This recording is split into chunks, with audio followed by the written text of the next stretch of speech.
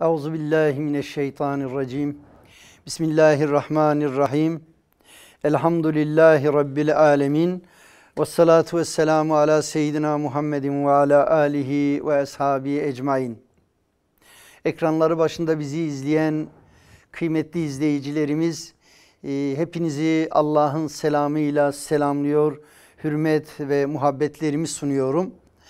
Aile Bağları programının bu haftaki konusunda da ailede dijital medya kullanım bilinciyle ilgili sürenin el verdiği ölçüde sizlerle paylaşımda bulunmaya çalışacağız.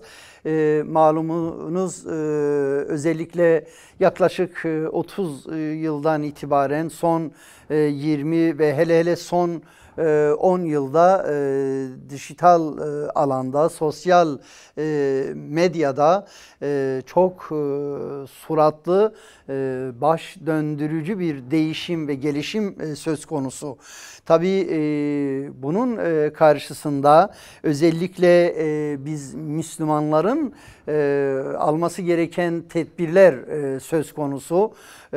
Bu tedbirlerden kastımız bizler asla ve asla gelişmeler ve değişmelerin müsbet olanlarının önünde bir engel kabul etmiyoruz. Tam tersine müsbet olan değişme ve gelişmenin öncüleri biz Müslümanlar olmalıyız. Ama bunların tahrifat boyutu noktasında tıpkı geçen konularımızda, aile bağları programlarımızda nasıl İslam beldeleri işgal edilirken tarifatlar yapıldı ve Müslümanlar buna karşı mücadeleyi sahada verdilerse, sanal alem ortamında da, dijital mecrada da, sosyal medyada da, kitle iletişim araçlarında da biz Müslümanlara düşen görevler vardır, sorumluluklar vardır. Bizler gerçek sahayı dijital mecradan fazla ayrı görmüyoruz. Sahadaki tahrifatın bir benzeri dijital medyada da olsa buna müsaade etmeyiz. Yani nasıl ki dinimize savaş açan İngilizlerin o düşmanlıklarına muhabbet beslemediysek, Fransızların düşmanlığına, Amerika'nın İslam'a düşmanlığına, İsrail Yahudilerinin ve batılı diğer devletlerin güç odaklarının ve yerli bilinen İslam düşmanlarının gerek Marksist-Leninist hareketler, gerek FETÖ gibi sinsice İslam'ın içini oymaya çalışan hareketlere karşı nasıl mücadele verme çabası içinde olduysak, aynı şekilde dijital alanda da olumsuzluklara karşı mücadele vermek zorundayız. Nasıl ki gerçek sahada İslam'a karşı savaş açan sahte alimlere, sahte önderlere, sahte liderlere sevgi beslemedik, değer vermediysek, dijital ortamda da özellikle bu tahrifatları yapan, bunlara finans sağlayan, destekleyen hiçbir kesim ve hiçbir kanalı da sevmeyiz ve evlerimizde de asla ve asla bunları izlemeyiz, izletmeyiz. Çünkü biz Müslümanlar inancımızın ifsadı noktasında hassasız. Dünya hayatının geçici olduğu bilincinde olduğumuzu bilip, yaratılış gayemizin de Allah'a kulluk olduğunu bilmekteyiz. Ve hele Kur'an-ı Kerim'de belirtildiği gibi yakıtı insanlar ve taşlar olan cehennem azabından kendimizi, neslimizi koruma mesuliyetimiz vardır. Nasıl ki sahada İslam'a karşı mücadelede başarılı olanlar, evet Müslümanlara büyük çileler, eziyetler yaşattılarsa, sanal alemde de fitnenin girdiği, İslami değerlerin tahrif edildiği ailelerde aynı zulümler, aynı kargaşalar, aynı kavgalar yaşanmaktadır. Öyleyse dikkatli olmalıyız. Kendi ailelerimize özellikle bu yabancı programlara, bu yabancı kanallara ailelerimiz ortamında müsaade etmemeliyiz değerli kardeşlerimiz. Evet, bizler ilahi bir medeniyete sahibiz. Bizler Müslümanız ve her şeyin yeri ve önemi inancımızda belirtilmiştir. Helaller bellidir, haramlar bellidir. Doğrular ve yanlışlar bellidir. Hak ve batıl bellidir. Müslümanın nelere muhabbet besleyeceği, neleri izleyeceği, neleri dinleyeceği bellidir değerli kardeşlerimiz. Rabbimin razı olacağı hakikatlerimiz Kur'an ve sünnet dairesinde, çerçevesinde, güzel ahlak dairesinde, çerçevesinde hizmet sunan tüm televizyon kanallarına, radyo stüdyolarına selam ve muhabbetlerimi sunuyorum. Allah onlardan razı olsun. Biz Müslümanlara da düşen özellikle bu tür kanalları, bu tür stüdyoları, bu tür çalışmaları, bu tür sosyal medya mecrasında ki programlara ihtiyacımız oranında ilgi duymak, değer vermek ve desteklemek olmalıdır. Özellikle evlerimizde, akrabalarımızın evlerinde, tanıdıklarımızın ortamlarında bu tür ifsat kanalları noktasında gereken tebliğimizi yapalım. Aksi takdirde yanı başımızda fitneye sebebiyet verecek ahlaksız şahsiyetler yetişecekler ve maalesef bizler de onların olumsuzluklarından etkileneceğiz değerli kardeşlerimiz. Evet, aile fertlerinin Allah rızasına ulaştıran, Allah'a kulluğu hedefleyen, yeryüzüne Allah'ın dinini hakim kılmak bilincine sahip olan Müslümanlar bu noktada hassastırlar. Buna dikkat etmeye çalışırlar. Dikkat etmedikleri takdirde nasıl ki savaşlarda bir yenilgi söz konusu olduysa İslam'a sırt döndürdüğümüz zamanlarda izleme ve dinlemede de İslam'ın hakikatlerine uygun olmayan programları izlediğimizde maalesef orada da ailelerimiz yenik düşecekler ve maalesef yem olacaklar batıla.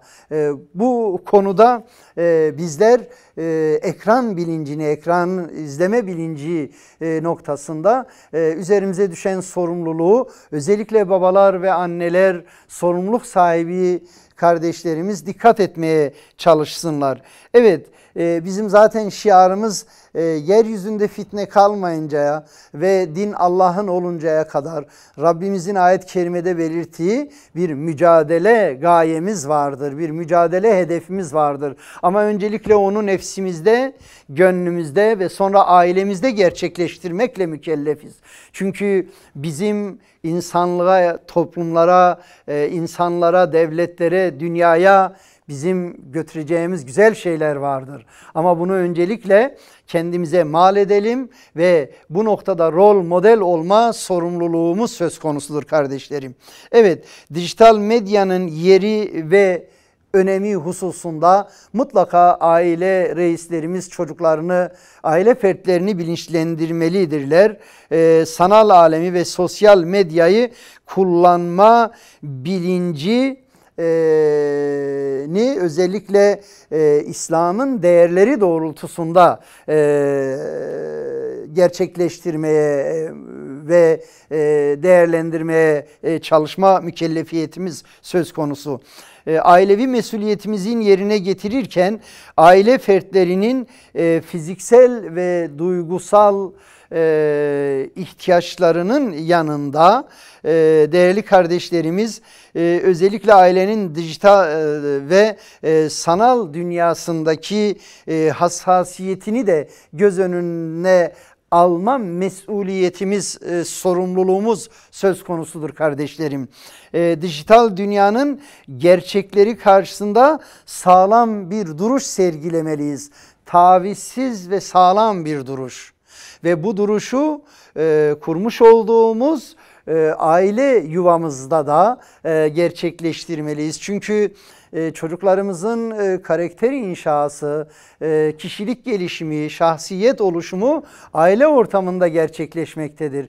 Eğer bizler de aile ortamında çocuklarımıza kendi inancımızın, değer yargılarımızın gereklerini öğretmezsek, buna uygun olan kanalları değil diğer kanalları izlersek çocuklarımız yenik düşeceklerdir maalesef ve bizler onların suç ortakları konumuna geliriz değerli kardeşlerimiz. Okullarda görev yaparken zaman zaman sevgili yavrularımız bu konuda paylaşımlarda bulunuyorlar.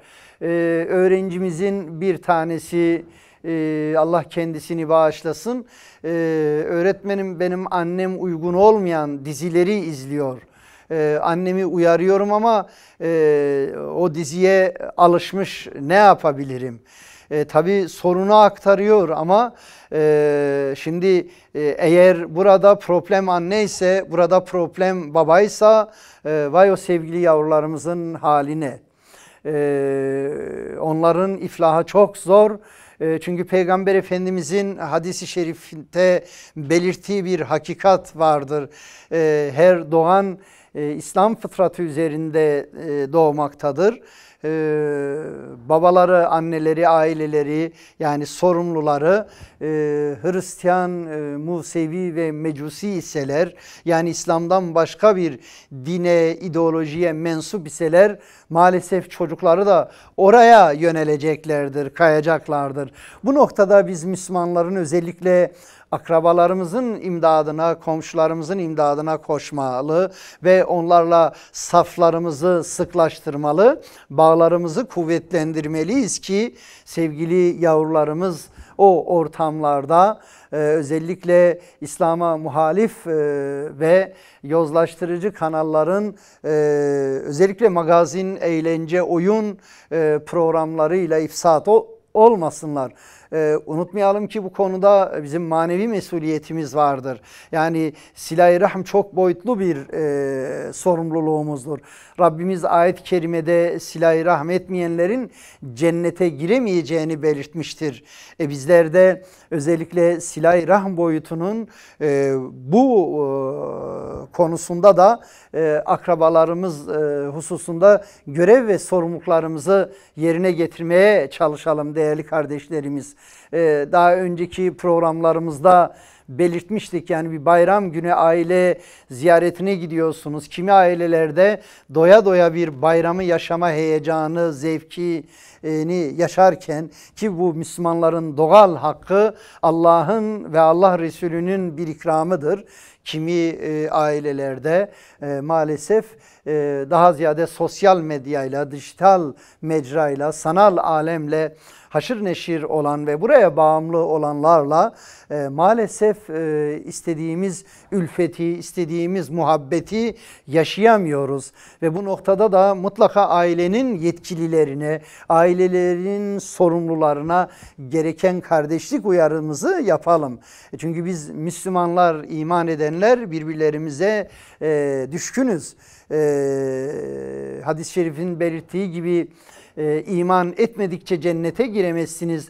Birbirinizi de sevmedikçe gerçek manada iman etmiş sayılmazsınız. Şimdi biz imanımızın ve inancımızın gereği olan bu duyarlılığımızı da yaşayalım.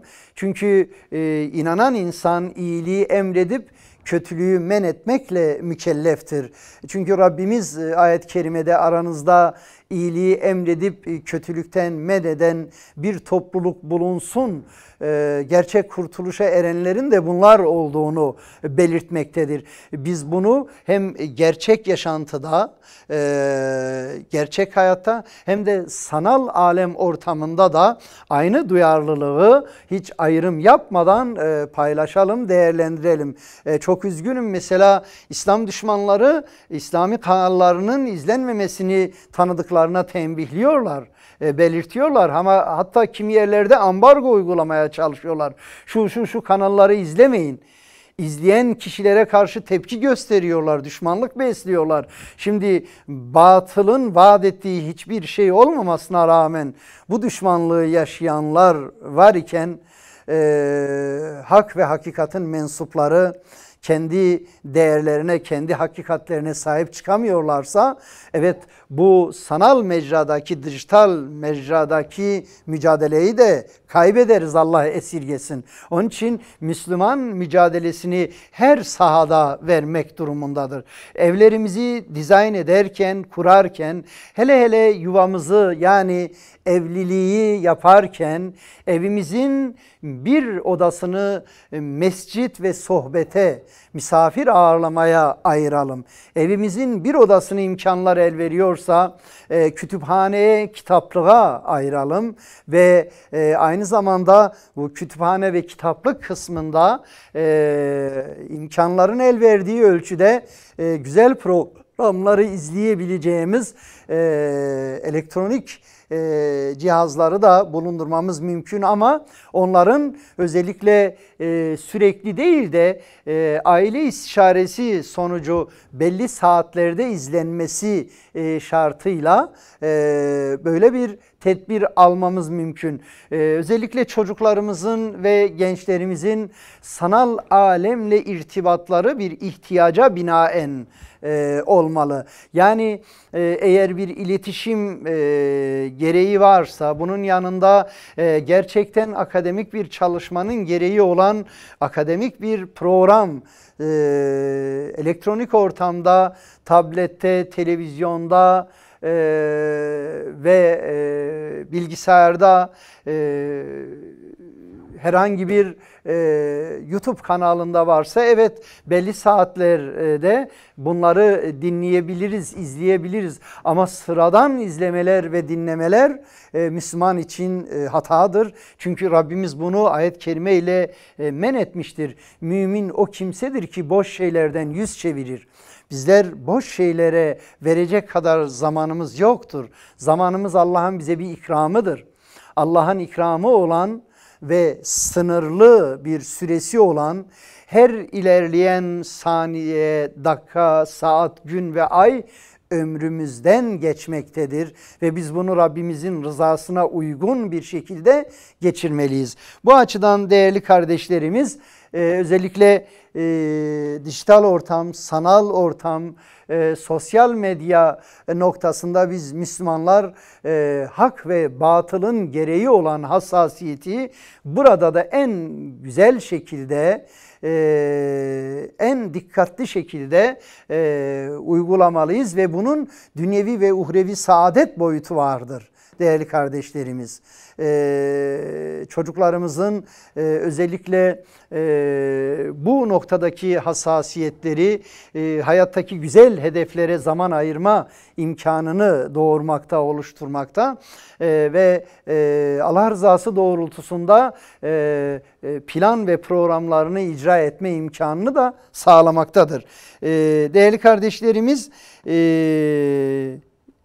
biz Müslümanlara düşen bu var olan değişim içerisinde eğer ilgi duyuyorsak bu dijital ortamda, sosyal medyada kendi değer yargılarımıza uygun içerikler üretmeliyiz. Ve bu içeriklerle kendi inanç, değer ve hakikatlerimizi tebliğ edebilmeliyiz. Gerektiğinde tiyatro oyunları, gerektiğinde muhtelif etkinlikleri, muhtelif çalışmalarımızı bu alana aktararak paylaşma etmeliyiz. Çünkü sanal alem çok sorumsuzca kullanılan bir alan olduğu için özellikle olumsuz içerikler daha çoğunlukta ve biz mümkün mertebe değer yargılarımız doğrultusunda kendi medeniyet birikimimiz doğrultusunda içerik üretme çabasını da gerçekleştirelim ve evlatlarımızı bu noktada, yani buraya yönelen çocuklarımız varsa bu noktada çocuklarımızı destekleyelim. Ailemizi ve çocuklarımızı, gençlerimizi bu süreçte doğru yönlendirelim, rehberlik edelim.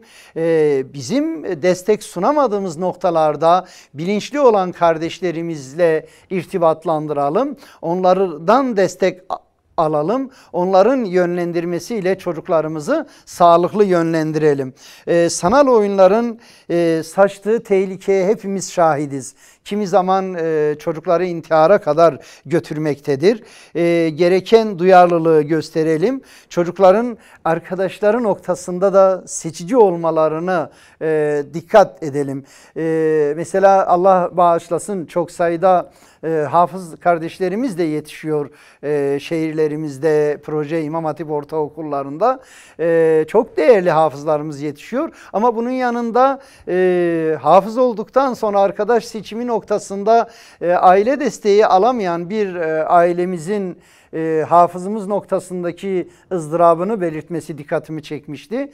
Ve biraz tahkikat ettik ki ortaokuldaki hafızımız lisede sanal ortamın çok gereksiz oyunlarına müptela olan, bağımlısı olan bir akrabasının çocuğunu arkadaş edinmiş ve tabii ki kendisi de derin yaralar almıştır. Onun için bazen evimizin içinde böyle bir problem çıkabilir, böyle bir bağımlı çıkabilir. Bazen akrabalarımız arasında, bazen komşularımız arasında olabilir. Öyleyse biz çocuklarımızı müsbet ortamlar ve müsbet arkadaşlarla irtibatlandırma mükellefiyetimiz vardır. Çağın değişen ve dönüşen gerçeğinden bigane ve seyirci kalmamız mümkün değildir. Değişim ve dönüşümün de öncüleri biz Müslümanlardan çıkmalı değerli kardeşlerimiz. Biz Müslümanların insana, hayata ve dünyaya dair gelecekte tasavvur ettiğimiz ideallerimiz vardır. Ve bunun için durmadan hemen kendimizden, nefsimizden, evlatlarımızdan başlayıp söyleyeceklerimizi de topluma ve dünyaya bir an önce sunalım, söyleyelim değerli kardeşlerimiz. Ailemizi, gençlerimizi ve çocuklarımızı kendi medeniyetimizin hakikatleriyle yetiştirme mesuliyetimiz vardır, sorumluluğumuz vardır.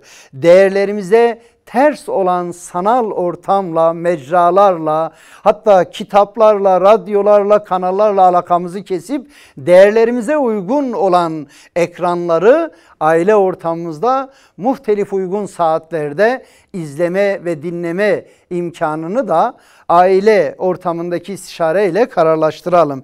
Özellikle dijital ortamı sağlıklı kullanma konusunda gereken danışmanlık hizmetlerini de gerek imamlarımızdan, seydalarımızdan, samimi olan uzman hocalarımızdan destek alalım kardeşlerimiz. Yani bize göre yeni bir alan, yaşlılarımıza göre, büyüklerimize göre farklı bir alan ama genç nesil bununla doğdu. Onların kusuruna bakmayalım, onlara destek sunalım. Aksi takdirde onların olumsuzluklarının da suç ortakları olmak durumunda kalırız ve veballerine de ortak oluruz. Bu konuda imkanımız yoksa dahi imkan sağlayabilecek yerlerle, vakıflarla, derneklerle irtibat kurmamız mümkündür.